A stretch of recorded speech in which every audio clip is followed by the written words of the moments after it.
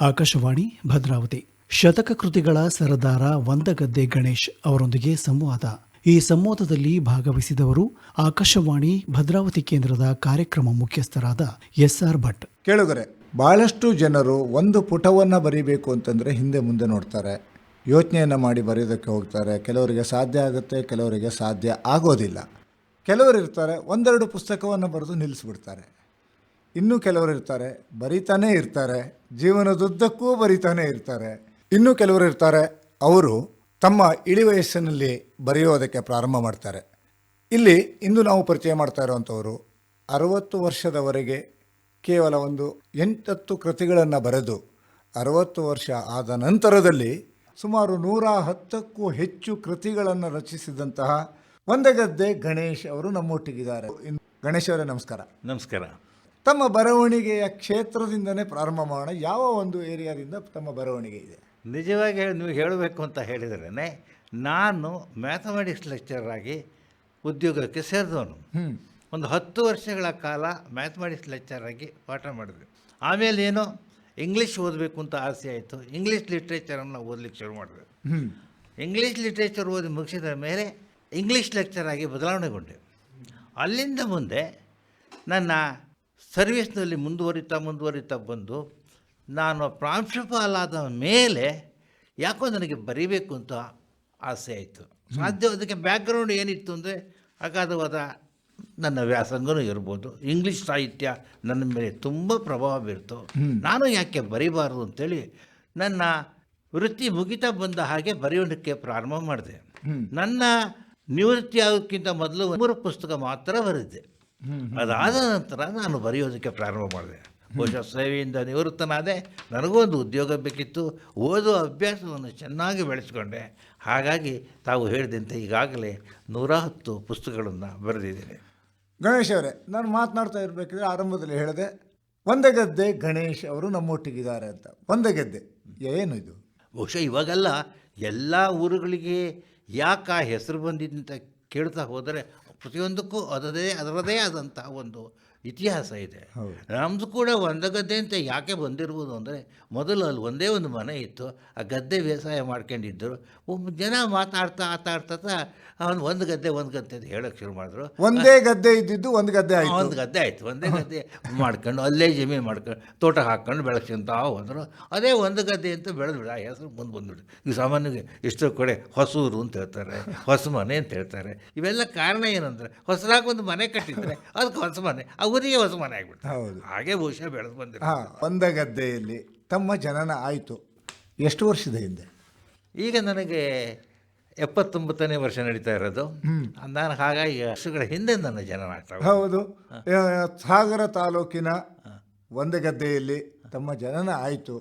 ತಮ್ಮ ಬಾಲ್ಯ ಹೇಗಿತ್ತು ಗಣೇಶ್ ಅವರೇ? ಚೆನ್ನಾಗಿತ್ತು. ನನಗೆ ಹೇಳಬೇಕು ಅಂತ ಹೇಳಿದರೆ, ನಮ್ಮ ಅಪ್ಪ ಬೇಸಾಯ ಮಾಡ್ತಾಯಿದ್ರು, ಅಡಿಕೆ ತೋಟ ಇತ್ತು ನಮಗೆ. ಹಾಗಾಗಿ ಇದ್ದ ಆದಾಯ ಮತ್ತು ಖರ್ಚಿನ ಸರಿದೂಗಿಸ್ಕೊಂಡು ಅಪ್ಪ ನಡೆಸ್ತಾಯಿದ್ರು. ನಾನು ಸ್ವಲ್ಪ ಹ್ಯಾಂಡಿಕ್ಯಾಪ್ಡ್ ಇದ್ದರೂ ಕೂಡ ನನಗೆ ಓದಿಸೋದ್ರಲ್ಲಿ ಯಾವ ತೊಂದರೆನೂ ಕೊಡಲಿಲ್ಲ. ಅದಕ್ಕೆ ಅನುಕೂಲವಾಗಿ ನಮ್ಮನೆ ಪಕ್ಕದಲ್ಲೇ ಶಾಲೆ ಓಪನ್ ಆಗಿತ್ತು. 4ನೇ ತರಗತಿಯ ತನಕ ನಾನು ವಂದಗದ್ದೆ ಶಾಲೆಯಲ್ಲೇ ಓದಿದೆ. ಆಮೇಲೆ ಅಲ್ಲಿಂದ ನಗರಕ್ಕೆ ಹೋದೆ. ಅಲ್ಲಿ ಮಾತ್ರ 3 ಕಿಲೋಮೀಟರ್ಸ್ ನಡ್ಕೊಂಡು ಹೋಗ್ಬೇಕಾಗ್ತಾಯಿತ್ತು. ಅಲ್ಲ, ಒಂದು ಗಣೇಶ್ ಅವರೇ, ಈಗ ಮತ್ತೆ ಪುನಃ ನನ್ನ ಪ್ರಶ್ನೆ ಬರೋದು ಅಲ್ಲೇನೆ.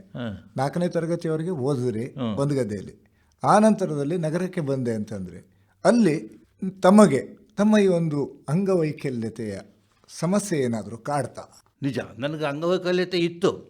ಆದರೆ ಆ ವಯಸ್ಸಾಗಿದ್ದಲ್ಲ, ಮಕ್ಕಳ ವಯಸ್ಸಲ್ಲ, ಹುರುಪಿತ್ತು. ಚೆನ್ನಾಗಿ ನಡ್ಕೊಂಡು ಹೋಗ್ತಾ ಇದ್ದೆ ನಾನು 3 kilometre every day. I use to go 3 kilometres by walk, up and down 6 kilometres. ಕಾಲಿನಲ್ಲಿ ಸಮಸ್ಯೆ ಇದ್ದರೂ ಕೂಡ ನನಗೆ ಪೋಲಿಯೋ ಅಟ್ಯಾಕ್ ಆಗಿಬಿಟ್ಟು ಒಂದು ಕಾಲು ಸ್ವಲ್ಪ ಕೊಂಡ್ತಾ ಇದ್ದೆ. ಆದರೆ ಓದಬೇಕು ಅಂತಕ್ಕಂಥ ಹುರುಪು ಒಂದಿತ್ತು. ಒಳ್ಳೆಯ ವಾತಾವರಣ, ಒಳ್ಳೆಯ ಗೆಳೆತನ, ಅದಕ್ಕೆ ಸರಿಯಾಗಿ ಅಪ್ಪ ಅಮ್ಮ ಎನ್ಕರೇಜ್ಮೆಂಟ್ ಕೊಟ್ಟರು. ಕೆಲವೊಮ್ಮೆ ಬಸ್ ಸಿಕ್ತಿತ್ತು, ಕೆಲವೊಮ್ಮೆ ನಡ್ಕೊಂಡೇ ಹೋಗ್ತಾ ಇದ್ದೆ. ನನಗದು ಸಮಸ್ಯೆ ಅಂತ ಅನ್ನಿಸ್ಲೇ ಇಲ್ಲ ನನ್ನ ಬದುಕಿನಲ್ಲಿ. ಅಂದರೆ ಇಲ್ಲಿ ನಮ್ಮ ಕೇಳುಗರಿಗೆ ಹೇಳಬೇಕು, ಯಾವುದೇ ಊನತೆ ಇದ್ರೂ ಕೂಡ ಕಲಿಕೆಯಲ್ಲಿ ಇರಬಹುದು, ದೈಹಿಕವಾಗಿ ಇರಬಹುದು, ಮಾನಸಿಕವಾಗಿ ಇರಬಹುದು, ಊನತೆಯನ್ನು ಊನತೆ ಅಂತ ತಿಳ್ಕೊಂಡಾಗ ಅದು ಸಮಸ್ಯೆ. ನಿಜವಾದ ಮಾತು. ಯಾಕಂದರೆ ನಮ್ಮಲ್ಲಿ ವಿಲ್ ಪವರ್ ಇರಲೇಬೇಕು. ಯಾರಿಗೆ ಒಳ್ಳೆಯ ವಿಲ್ ಪವರ್ ಇತ್ತೋ ಕೇವಲ ಮಕ್ಕಳು ಮಾತ್ರ ಅಲ್ಲ, ಹಿರಿಯರು ಅಷ್ಟೇ, ಮುದುಕರು ಅಷ್ಟೇ. ನಾವು ನೋಡಿ, ಜಾತಸ್ಯ ಮರಣಂ ಧ್ರುವಂ ಅಂತೀವಿ. ಹುಟ್ಟಿದವನು ಒಂದಲ್ಲ ಒಂದಿನ ಸಾಯಲೇಬೇಕು, ಯಾರೂ ಸ್ಥಿರ ಅಲ್ಲ. ಆದ್ದರಿಂದ ನಾವು ಇದ್ದ ಸಮಯದಲ್ಲಿ ಏನು ಮಾಡ್ತೀವಿ ಅದು ಬಹಳ ಮುಖ್ಯ. ಆದ್ದರಿಂದ ನಾವು ವಿಲ್ ಪವರ್ ಯಾವುದೇ ಕಾರಣಕ್ಕೂ ಕೂಡ ಕಳ್ಕೊಳ್ಬಾರ್ದು. ಆ ವಿಲ್ ಪವರ್ ನಿಮ್ಮಲ್ಲಿ ಚೆನ್ನಾಗಿದೆ, ನೀವು ಆರೋಗ್ಯವಂತರಾಗಿಯೂ ಇರ್ತೀರಿ, ಚೆನ್ನಾಗಿ ಓದ್ತೀರಿ, ಮುಟ್ಟಿದ್ದೆಲ್ಲ ಚಿನ್ನವಾಗ್ತಾ ಹೋಗ್ತೀವಿ. ಯಾವುದೇ ಕಾರಣಕ್ಕೂ ವಿಲ್ ಪವರನ್ನು ಕಳ್ಕೊಬಾರದು, ನನ್ನ ಬದುಕಿನ ಅನುಭವ. ಸಮಸ್ಯೆ ಇಲ್ಲದ ಮನುಷ್ಯ ಇಲ್ಲ, ಪರಿಹಾರವಿಲ್ಲದ ಸಮಸ್ಯೆ ಇಲ್ಲ. ನಿಜವಾದ ಮಾತು. ಯಾಕಂದರೆ ಸಮಸ್ಯೆ ಇಲ್ಲ ಅಂತ ಹೇಳಕ್ಕೆ ಆಗೋದೇ ಇಲ್ಲ.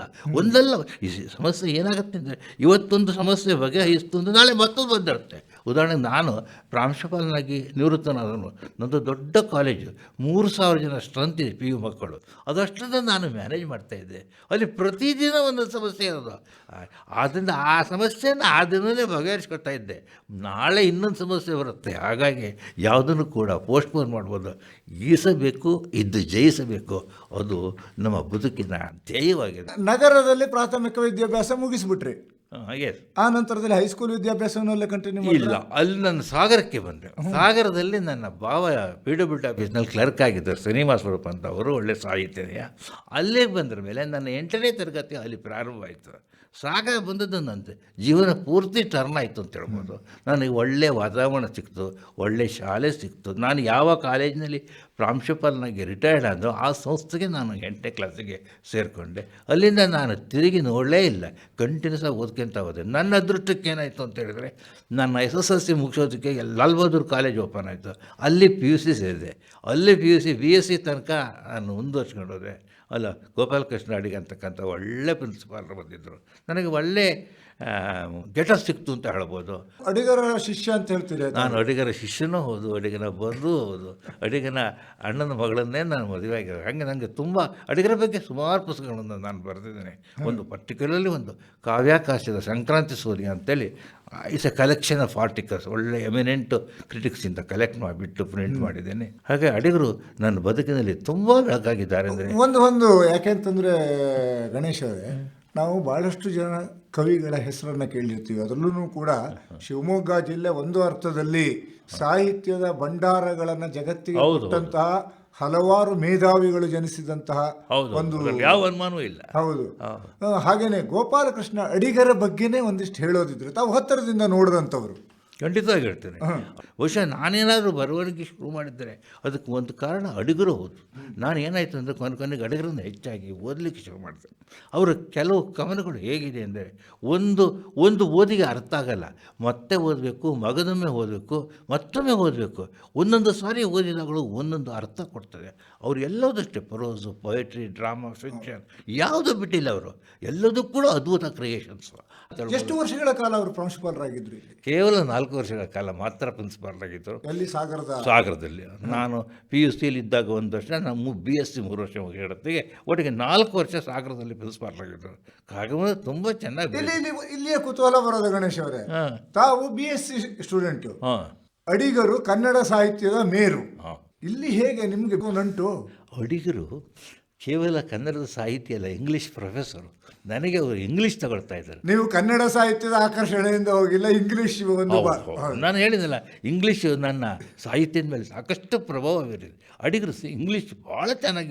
ಇದು ನಮ್ಮ ಕೇಳೋರಿಗೆ ಹೇಳಬೇಕು, ನಮ್ಮ ಏನು ಯಾರ್ಯಾರು ದೊಡ್ಡ ದೊಡ್ಡ ಕವಿಗಳಿದ್ದಾರೆ ಅವರೆಲ್ಲ ಅವರೆಲ್ಲರೂ ಕೂಡ ನೀವು ಅನುಭೂತಿ ಇಂಗ್ಲೀಷ್. ನೀವು ಯಾರನ್ನ ಕುವೆಂಪು ಕೂಡ ತಗೊಳ್ಳಿ ನೀವು. ಹೌದು, ಅವರೆಲ್ಲ ಇಂಗ್ಲೀಷ್ ಪ್ರೊಫೆಸರ್ಸ್. ಆದರೆ ಅವರ ಕೊಡುಗೆ ಬಹಳ ದೊಡ್ಡದಾಗಿ ಸಿಕ್ಕಿದ್ದು ಕನ್ನಡಕ್ಕೆ. ಯಾಕೆ ಅಂದರೆ ಆ ಸಾಹಿತ್ಯವನ್ನು ಕನ್ನಡಕ್ಕೆ ತಗೊಂಬಂದಿದ್ದಾರೆ ನೋಡಿ, ಭಾಳ ಇಂಪಾರ್ಟೆಂಟ್. ಕಿಟಲ್ನ ಕೋಶವನ್ನೇ ತಗೊಳ್ಳಿ. ಕಿಟಲ್ ಕೋಶ. ಇನ್ನೊಂದು ಪುಸ್ತಕ ಬರೆದಿದ್ದೀನಿ, ಇಂಗ್ಲೀಷ್ ಕನ್ನಡ ಗೀತೆಗಳು ಅಂತ. ಅದರಲ್ಲೇ ಒಂದು 70 ಇಂಗ್ಲೀಷ್ ಆಯ್ದ ಕವನಗಳು. ಇಲಿಯಟ್ಟು, ಟೆನಿಸನ್ನು, ವರ್ಡ್ಸ್ವರ್ತು ಎಲ್ಲರದ್ದು ಎಲ್ಲ ಕವನಗಳನ್ನು ಎಡಗಡೆಯಲ್ಲಿ ಇಂಗ್ಲೀಷ್ ಒರಿಜಿನಲ್ ಕವನ ಹಾಕಿದ್ದಾನೆ, ಬಲಗಡೆಯಲ್ಲಿ ಅದರ ಭಾವಾನುವಾದ ಹಾಕಿದ್ದಾನೆ.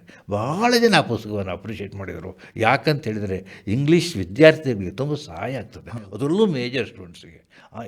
ಹೇಗೆ ಇಂಗ್ಲೀಷ್ ಕನ್ನಡ ಒಂದಕ್ಕೊಂದಿಗೆ ಪ್ಯಾರಲ್ ಆಗಿ ಹೋಗ್ತಾವೆ ಅನ್ನೋದನ್ನು ನಾ ಸಂಕಲನದಲ್ಲಿ ತೋರಿಸಿದ್ದೇನೆ. ಒಂದು ರೀತಿಯಲ್ಲಿ ಇಂಗ್ಲಿಷ್ ಸಾಹಿತ್ಯದ ಆಸಕ್ತಿಯಿಂದ BSc ತಮ್ಮ ಇಂಗ್ಲಿಷ್ ಪ್ರಾಧ್ಯಾಪಕರಾಗಿ ಅಡಿಗರು ಬಂದರು. ತಾವು ಆ ನಂತರದಲ್ಲಿ BSc ಮುಗಿಸಿದಂಥವರು ನೇರವಾಗಿ ಮೈಸೂರಿಗೆ MSc ಹೋಗ್ತೀರಿ. ಹೌದು. BSc ನಾನು 4th ರ್ಯಾಂಕ್ ತಗೊಂಡು ಯೂನಿವರ್ಸಿಟಿಗೆ ಮ್ಯಾಥಮೆಟಿಕ್ಸ್ ಲೆಕ್ಚರ್ ಆಗಿ ಬಂದೆ. ಆಮೇಲೆ ಮ್ಯಾಥಮೆಟಿಕ್ಸ್ ಲೆಕ್ಚರ್ ಆದ ನಂತರದಲ್ಲಿ ಪುನಃ MAಗೆ ಮತ್ತೆ ಪುನಃ ಕನ್ವರ್ಟ್ ಆಗ್ತಿರಲ್ಲ, ಇದು ಹೇಗೆ? ಯಾಕಂದರೆ ಈ ಅಡಿಗರು ಅಂಥವರ ಇನ್ಫ್ಲೂಯೆನ್ಸು ನನ್ನ ಮೇಲೆ ಹಾಗೇ ಉಳಿದಿತ್ತು.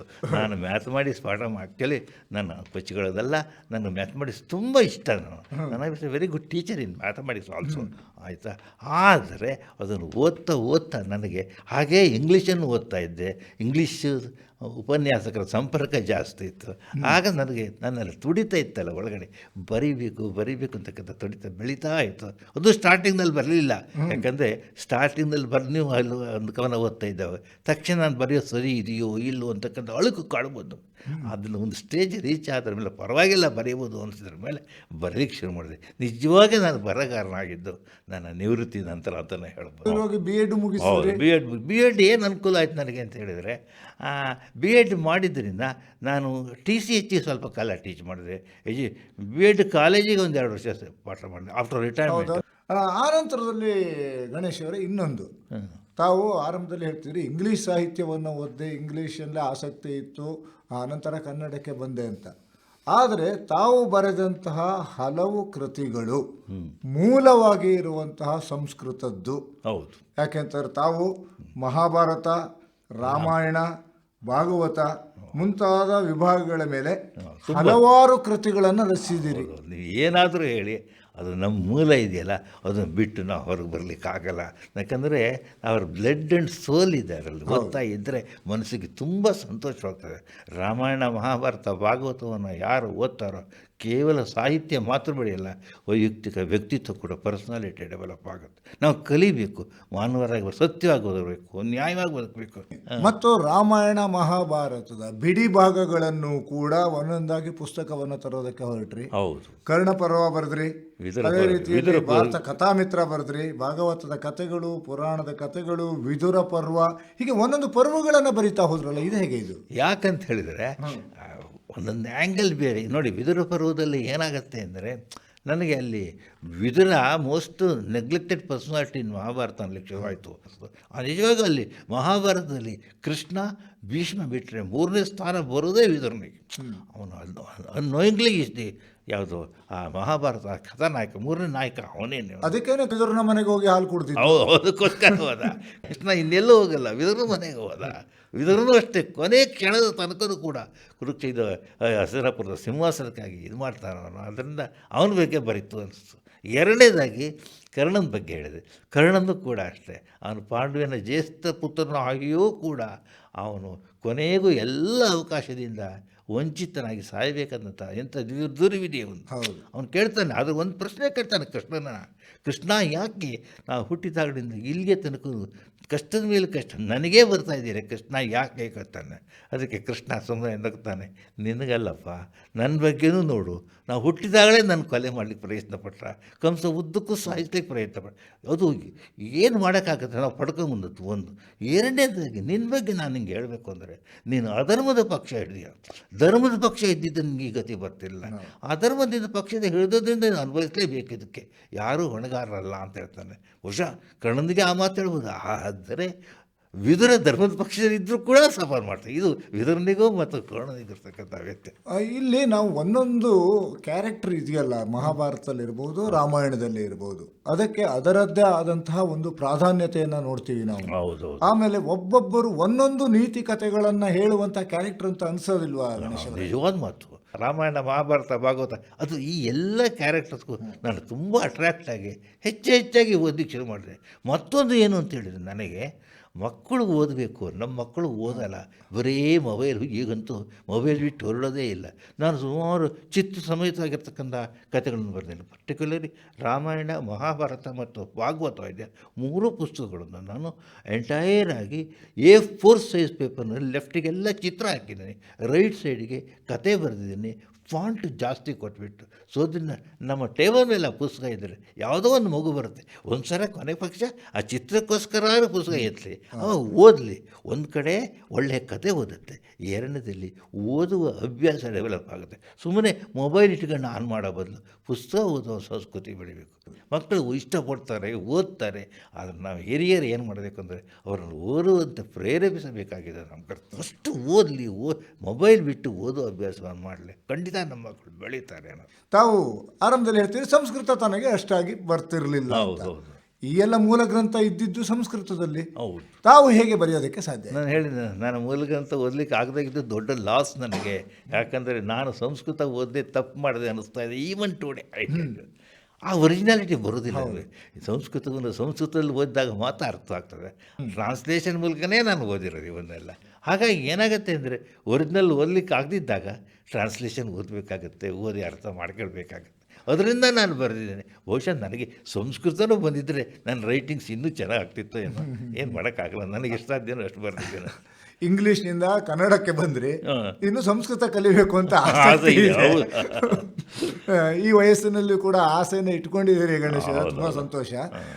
ಈಗ ತಾವು ತಮ್ಮ ಕ್ಷೇತ್ರವನ್ನು ಕೇವಲ ರಾಮಾಯಣ, ಮಹಾಭಾರತ, ಭಾಗವತಕ್ಕಷ್ಟೇ ಸೀಮಿತಗೊಳಿಸದೆ ಇನ್ನೂ ಹಲವು ಪ್ರಕಾರಗಳಲ್ಲಿಯೂ ಕೂಡ ತಾವು ಪುಸ್ತಕವನ್ನು ಬರೀತಾ ಹೋದ್ರಿ. ಹೌದೌದು. ಸುಮಾರು 7 ಕವನ ಸಂಕಲನ. ಹೌದು, 7 ಕವನ ಸಂಕಲನ ಬರೆದಿದ್ದೇನೆ. ಫಸ್ಟಾಗಿ ಅಂತರಂಗದ ಹೂವು ಅಂತೇಳಿ ಪ್ರೇಮಗೀತೆಗಳು. ಸ್ಟಾರ್ಟಿಂಗ್ನಲ್ಲಿ ಸಾಮಾನ್ಯ ಎಲ್ಲರೂ ಕವನ ಬರೆಯೋದು ಪ್ರೇಮಗೀತೆಗಳ ಬಗ್ಗೆ. ತಮಗೆ ಏನಾದರೂ ಪ್ರೇಮಾಂಕುರ ಆಗಿತ್ತಾ ಗಣೇಶ್ ಅವರಾಗಿದ್ರೆ? ಇಲ್ಲ, ಇದು ಆದ್ರ ಮೇಲೆ ಬರೆದಿದ್ದು, ಮದುವೆ ಆದ್ರ ಮೇಲೆ ಬರೆದಿದ್ದು. ಹಾಗಾಗಿ ಆ ಸೋರ್ಸ್ ಆಫ್ ಇನ್ಸ್ಪಿರೇಷನ್ ಅವಳೇ ಇರ್ಬೋದು, ಇಲ್ಲ ಅಂತ ಹೇಳಲ್ಲ ನೀವು. ಹಾಗಾಗಿ ಮೊದಲಿಗೆ ಅದನ್ನು ಬರೆದೆ. ಆಮೇಲೆ ಏನು ಮಾಡಿದೆ, ಜನರಲ್ಲಾಗಿ ಬರೆದೆ, ಆ ಲಿರಿಕ್ಸನ್ನು ಬರೆದೆ. ಅದಾದ್ರ ಮೇಲೆ ಇದು ಬರೆದೆ, ಟ್ರಾನ್ಸ್ಲೇಷನ್ ಮಾಡಿದೆ, ಇಂಗ್ಲೀಷ್ ಟು ಕನ್ನಡ ಟ್ರಾನ್ಸ್ಲೇಷನ್ ಮಾಡಿದೆ. ಆಮೇಲೆ ಇಂಗ್ಲೀಷ್ ಕನ್ನಡ ಎರಡೂ ಹಾಕಿಬಿಟ್ಟು ಮಾಡಿದೆ. ಹೀಗೆ ಆ ಕವನ ಸಂಕಲನ ಬೆಳೆಸ್ತಾ ಹೋದೆ. 7 ಕವನ ಸಂಕಲನ ಆಗಿದೆ, 7-8. ಹಾಗೆಯೇ ಸಂಪಾದನೆ ಕೃತಿಗಳು ಸುಮಾರು 13. ಹೌದು, ಸುಮಾರಾಗಿದೆ. ಹೌದು. ಸಂಪಾದನೆ ಏನಾಗಿದೆ ಅಂದರೆ, ಫಸ್ಟ್ ಆಫ್ ಆಲ್ ನನಗೆ ಭಾಳ ಖುಷಿಯಾಗಿದ್ದು ಅಂತ ಹೇಳಿದರೆ, ನನಗೆ ಪಾಠ ಹೇಳಿಕೊಡ್ತಕ್ಕಂಥ ಮಾಸ್ಟ್ರುಗಳು, ಮರೆಯಲಾಗದ ಮಹಾಶಿಕ್ಷಕರು ಅಂತ ಬರೆದೆ. ಅದರಲ್ಲಿ 15 ಜನ ಶಿಕ್ಷಕರು. ಅದರಲ್ಲಿ ಅಡಿಗರು ಇದ್ದಾರೆ, ಕಂಬರು ಇದ್ದಾರೆ, ಗೋವಿಂದರಾಜ್ ಇದ್ದಾರೆ, ಭೀಮಾಚಾರ್ ಅಂತ ಇದ್ದರು. ಅವರು ಎಲ್ಲ ನಮ್ಮ ಸೀನಿಯರ್ ಟೀಚರ್ಸು. ಹೇಗೆ ಅವರು ಸಮಾಜದ ಮೇಲೆ ತಮ್ಮ ಚಾಪನ್ನು ಒತ್ತಿದ್ದಾರೆ ಅನ್ನೋ ಅವರ ಫೋಟೋ, ಅವರ ಬಯೋಡೇಟಾ ಸಮೇತ ಮೊದಲಿಗೆ ತಂದದ್ದು. ಅದು ಮರೆಯಲಾಗದ ಮಹಾಶಿಕ್ಷಕರು ಅಂತ ತೆಗೆದುಕೊಂಡು ಬಂದೆ. ಮತ್ತಿಕಪ್ಪ ರಘುಪತಿ ರಾವ್ ಅಂತ ಒಬ್ಬ ಶ್ರೇಷ್ಠ ದಾನಿ ಇದ್ದರು, ಅವ್ರ ಬಗ್ಗೆ ಒಂದು ಪುಸ್ತಕ ಬರೆದೆ. ಆಮೇಲೆ ಮೊನ್ನೆ ಚೂಡಾಮಣಿ ಅಂತ ಒಬ್ಬರಿದ್ದು, ಅವ್ರ ಬಗ್ಗೆ ಒಂದು ಪುಸ್ತಕ ಬರೆದೆ ಇದ್ದೇನೆ. ಮತ್ತು ಇತ್ತೀಚೆಗೆ ಒಂದು ಮಾಡಿದೆ, ಕಣ್ಮರೆಯಾದ ಕಣ್ಮಣಿಗಳು ಅಂತ ಒಂದು ಮಾಡಿದೆ. ಯಾಕಂತ ಹೇಳಿದರೆ ತುಂಬ ಗ್ರೇಟ್ ಪರ್ಸನಾಲಿಟೀಸ್ ಈಗ ಥ್ರೂಟ್ ದಿ ಸ್ಟೇಟ್ ಎಲ್ಲರೂ ಬರೀತಾರೆ. ಶಿವಮೊಗ್ಗದಂಥ ಊರು, ಸಾಗರದಂಥ ಊರು, ಕೆಲವು ಪ್ರತಿಷ್ಠಿತ ವ್ಯಕ್ತಿಗಳಿರ್ತಾರೆ, ಎಲ್ಲರಿಗೂ ಬೇಕಾಗಿ ಬದುಕಿಬಾರ್ದು, ಅವ್ರು ಹಾಗೆ ಮರದೇ ಹೋಗ್ಬಿಡ್ತಾರೆ. ಸೊ ಅವರನ್ನು ನಾವು ಕೃತಿಯ ಮೂಲಕ ತೆಗೆದುಕೊಂಡು ಬಂದಾಗ ಅವರ ಫ್ಯಾಮಿಲಿಯವರಿಗೆ, ಊರಿನವರಿಗೂ ತುಂಬ ಸಂತೋಷ ಆಗ್ತದೆ. ಒಳ್ಳೊಳ್ಳೆ ಡಾಕ್ಟರ್ಸು, ಒಳ್ಳೊಳ್ಳೆ ರಾಜಕಾರಣಿಗಳು, ಕವಿಗಳು, ಸಾಹಿತಿಗಳು ಇವರೆಲ್ಲ ಹಾಕಿಬಿಟ್ಟು ಒಂದು 30 ಜನ ಕಣ್ಮರೆಯಾದ ಕಣ್ಮಣಿಗಳ ಮೇಲೆ ಅವ್ರ ಮೇಲೆ ಒಂದು ಸಂಪಾದನೆ ಮಾಡಿದ್ದೇನೆ. ಇನ್ನು ಒಂದು ಗಣೇಶ್ ಅವರು, ಇದು ನೀವು ಈ ವಿಷಯ ಪ್ರಸ್ತಾಪ ಮಾಡಿದ್ದಕ್ಕೆ ಹೇಳ್ತಾ ಇರುವಂಥದ್ದು, ಶಿವಮೊಗ್ಗ ಜಿಲ್ಲೆಯ ಸತ್ಯಾಗ್ರಹಕ್ಕೆ ಹೆಸರಾದ ಎಂತೆಂಥವರೆಲ್ಲ ಇದ್ದಾರೆ. ಹೌದು ಸರ್, ಖಂಡಿತ. ಕೆಲವರ ಹೆಸರುಗಳನ್ನು ಮಾತ್ರ ಕೇಳ್ತೀವಿ, ಕೆಲವರ ಹೆಸರು ನೆನಪಿಲ್ಲದೆ ಇರುವಂತಹ ಪರಿಸ್ಥಿತಿ ಈಗಿರೋದ್ರಿಂದ ಈ ನಿಟ್ಟಿನಲ್ಲಿ ಯಾರಾದರೂ ಯೋಚನೆ ಮಾಡ್ಬೋದು, ಇಲ್ಲ ಸಾಧ್ಯವಾದರೆ ತಾವು ಯೋಚನೆ ಮಾಡ್ಬೋದು. ಆಗಲಿ, ಖಂಡಿತವಾಗಿಯೂ ಇದನ್ನು ಪಾಸಿಟಿವ್ ರಿಮಾರ್ಕ್ ತಗೊಳ್ತೇನೆ, ಪ್ರಯತ್ನ ಪಡ್ತೇನೆ ಮುಂದಿನ ದಿನಗಳಲ್ಲಿ. ಇನ್ನು ವಿಮರ್ಶಕರಾಗ್ಬಿಟ್ರಲ್ಲ, ಹೇಗೆ ಇದು? ನಾನು ಓದ್ತಾ ಇದ್ದೆ. ಯಾಕಂದ್ರೆ ಬರೀಬೇಕಾದ್ರೆ ಓದಬೇಕು, ಓದದೆ ಬರಲಿಕ್ಕೆ ಆಗೋದೇ ಇಲ್ಲ. ಹಾಗಾಗಿ ನಾನು ಓದ್ತಾ ಇದ್ದೆ. ನನ್ನ ಒಂದು ಹ್ಯಾಬಿಟ್ ಏನಂದರೆ, ಯಾರೇ ಪುಸ್ತಕ ಕಳಿಸ್ಲಿ ಅದನ್ನು ಓದ್ಬಿಟ್ಟು ಕೆಲವು ಪಾಯಿಂಟ್ಸ್ ಮಾಡ್ಕೊಂಡು ಅದ್ರ ಬಗ್ಗೆ ಒಂದು ಅಪ್ರಿಷಿಯೇಷನ್, ಏನೋ ಪಾಸಿಟಿವ್ನೋ ನೆಗೆಟಿವ್ನೋ ವಿಮರ್ಶೆ ಬಂದು ಹಾಕೋದು ಅಭ್ಯಾಸ. ಹಾಗೆ ಬರೆದಿರೋದನ್ನೆಲ್ಲ ಕಲೆಕ್ಟ್ ಮಾಡಿಬಿಟ್ಟು ಒಂದು ಸೆಟ್ ಮಾಡ್ತಾ ಬಂದೆ. ಸುಮಾರು ಒಂದು 10 ವಿಮರ್ಶಾ ಗ್ರಂಥಗಳನ್ನು ಬರೆದಿದ್ದೇನೆ. ಆಮೇಲೆ ಲೇಖಕರಿಗೂ ಸಂತೋಷ, ಓದೋರಿಗೂ ಒಂದು ಐಡಿಯಾ ಸಿಗುತ್ತೆ. ನಾನು ವಿಮರ್ಶಾ ಲೇಖನವನ್ನು ಓದಿದ ತಕ್ಷಣ ಅವರಿಗೆ ಈ ಪುಸ್ತಕ ಓದಬೇಕು, ನಮ್ಮ ಕೆದಲ ಇರುವಂಥ ಅವರು ಆ್ಯಕ್ಚುಲಿ ಕೆಲವು ವಿಮರ್ಶೆ ಬರೆದಿರೋದನ್ನು ಅದನ್ನ ಸಂಗ್ರಹ ಮಾಡಿದ್ದೇನೆ. ಅದನ್ನು ಕಲೆಕ್ಟ್ ಮಾಡಿಬಿಟ್ಟು ನಾನು ಪ್ರಿಂಟ್ ಮಾಡಿದ್ದೇನೆ. ಅವ್ರು ಯಾವುದೋ ಪೇಪರಲ್ಲಿ ಹಾಕಿಬಿಟ್ಟು ಪೇಪರಲ್ಲಿ ಬಂದು ಬದಿಗೆ ಎಷ್ಟಿದ್ರು ಅವರು. ಆಮೇಲೆ ನೀವು ಸಂಪಾದನೆ ಅಂತ ಹೇಳಿದ್ರಲ್ಲ, ಒಂದು ಸರಿ ನಾನು ಕೆಲವುದನ್ನು ಓದಿದೆ.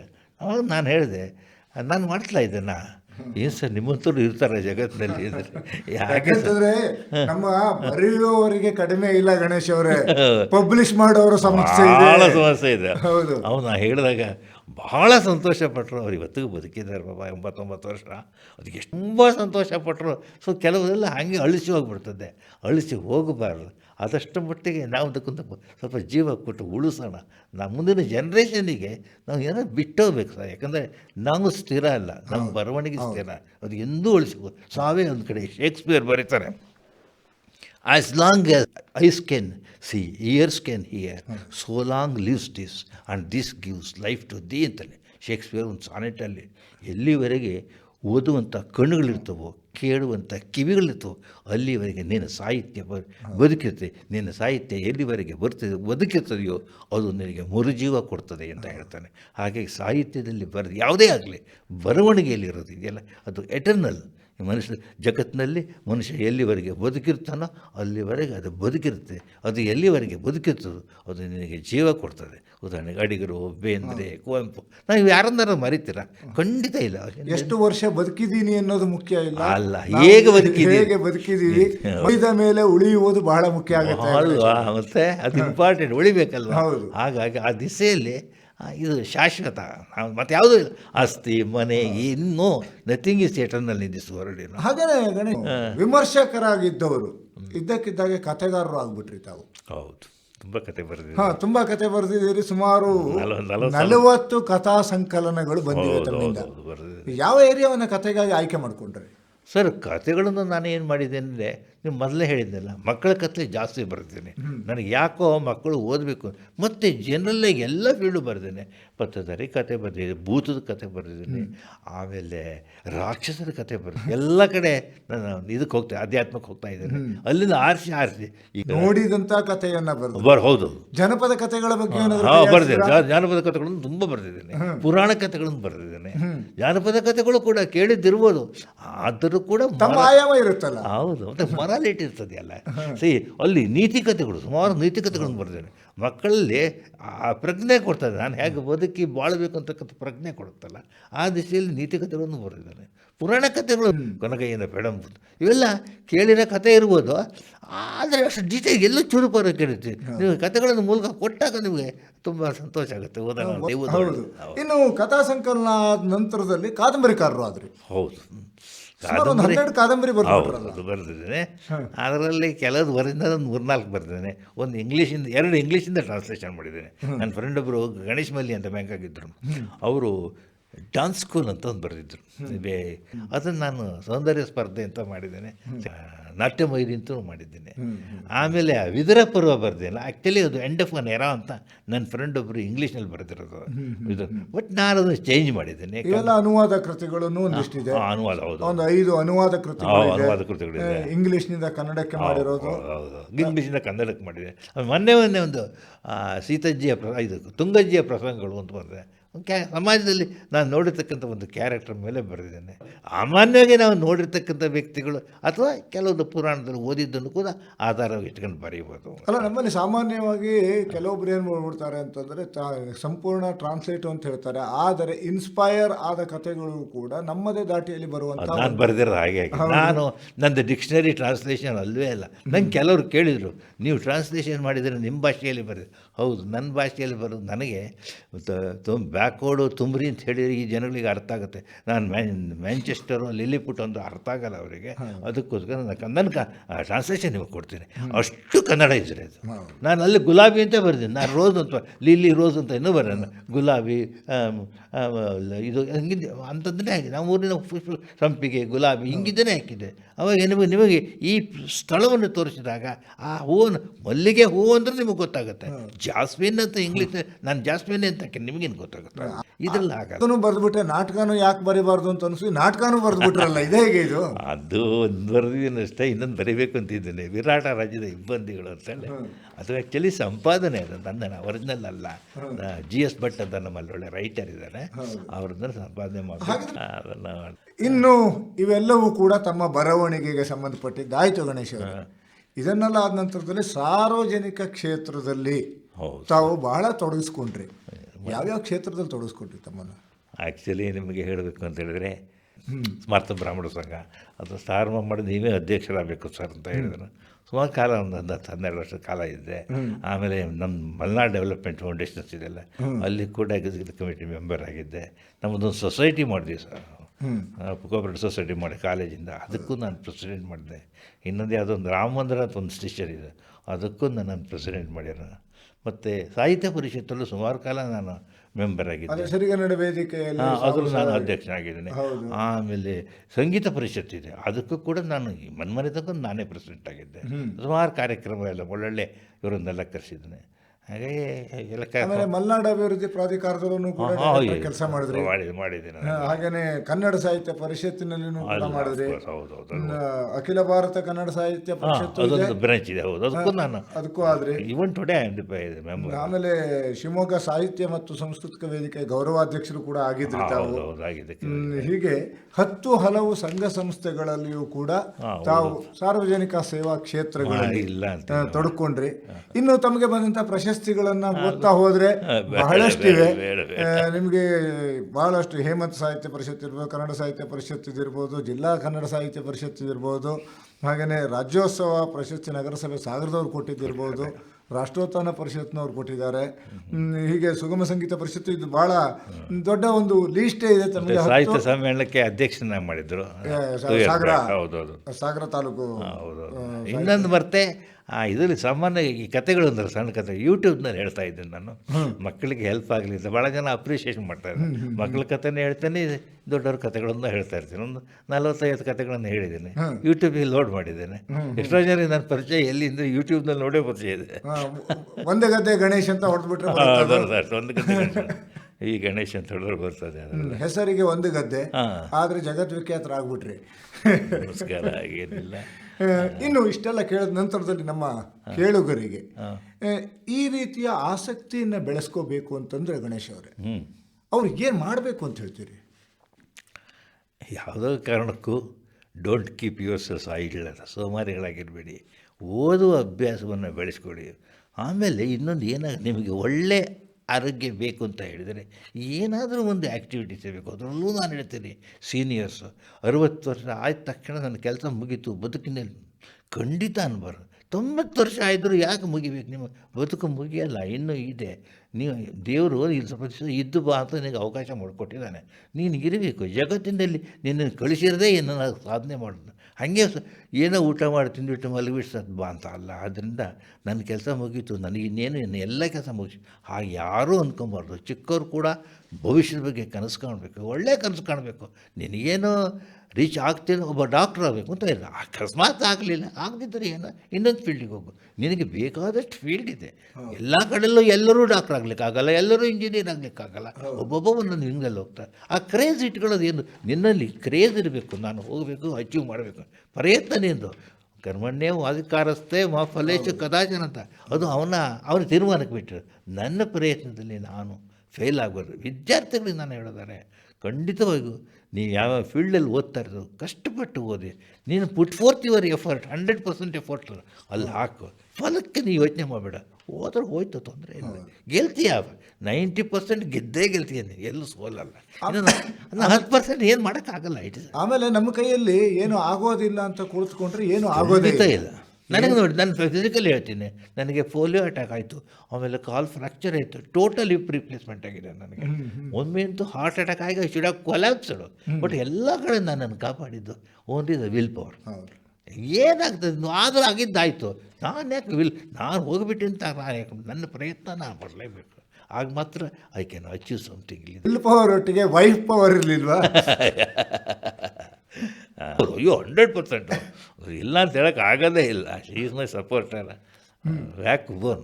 ಇಲ್ಲ ಅಂತ ಹೇಳೋಕ್ಕಾಗಲ್ಲ. ಹೆಸರು ನಿರ್ಮಲಾ ಗಣೇಶ್ ಅಂತೇಳಿ. ಪಾಪ ನನ್ನ ಬದುಕಿನ ಹೆಜ್ಜೆ ಹೆಜ್ಜೆಗೂ ನೀವೇ ನೋಡಿದ್ರೆ ಇಲ್ಲಿ ಬರಬೇಕಾದ್ರೆ ನನ್ನ ಫಿಸಿಕಲ್ ಸಪೋರ್ಟ್ರು ಅವಳಿಲ್ಲದೆ ಬರಲಿಕ್ಕೆ ಆಗೋದೇ ಇಲ್ಲ ನನಗೆ. ನಾನೇನಾದ್ರು ಅಚೀವ್ಮೆಂಟ್ ಮಾಡಿದ್ದೆ, ಮೇಜರ್ ಕಾಂಟ್ರಿಬ್ಯೂಷನ್ ಅವಳದ್ದೇ ಅದರಲ್ಲಿ. ಹಾಗಾಗಿ ಹೆಗಲು ಕೊಟ್ಟು ಹೌದೌದು ನಡೆಸಿದಂಥವರು ಅಂತ ಹೇಳ್ತೀರಿ. ಅದೇ ರೀತಿಯಲ್ಲಿ ತಾವು ಪ್ರೌಢಶಾಲಾ ಅಧ್ಯಾಪಕರಾಗಿ, ಗಣಿತದ ಉಪನ್ಯಾಸಕರಾದ್ರಿ, ಅದ ನಂತರದಲ್ಲಿ ಇಂಗ್ಲಿಷ್ ಉಪನ್ಯಾಸಕರಾದ್ರಿ, ಪ್ರಾಂಶುಪಾಲರು ಆದ್ರಿ, ಡೈರೆಕ್ಟ್ B.Ed ಕಾಲೇಜ್ ಲೆಕ್ಚರು ಆದ್ರಿ. ಅದೆಲ್ಲ ಆದ ನಂತರದಲ್ಲಿ ಹ್ಮ್. ತಾವು ಸಂಪೂರ್ಣವಾಗಿ ಸಾಹಿತ್ಯ ಸೇವೆಯಲ್ಲಿ ತೊಡಕೊಂಡ್ರಿ. ಕಂಪ್ಲೀಟ್ ಸಾಹಿತ್ಯ ಕೊಟ್ಬಿಟ್ಟೆ. ಸುಮಾರು 110 ಪುಸ್ತಕಗಳು, ಹೌದು. ಅದರ ಕೃತಿಗಳು ಹೌದು. ತಮ್ಮಿಂದ ಹೊರಗೆ ಬಂದಿವೆ ಗಣೇಶ್ ಅವರೇ. ಹಾ, ನಿಜ. ಅದಕ್ಕೇನೆ ಹೇಳೋದು, ನಿವೃತ್ತನಾದ ನಂತರದಲ್ಲಿ ಇನ್ನೊಂದು ವೃತ್ತಿಯನ್ನು ತಾವು ಆಯ್ಕೆ ಮಾಡಿಕೊಂಡ್ರಿ. ಕರೆಕ್ಟ್.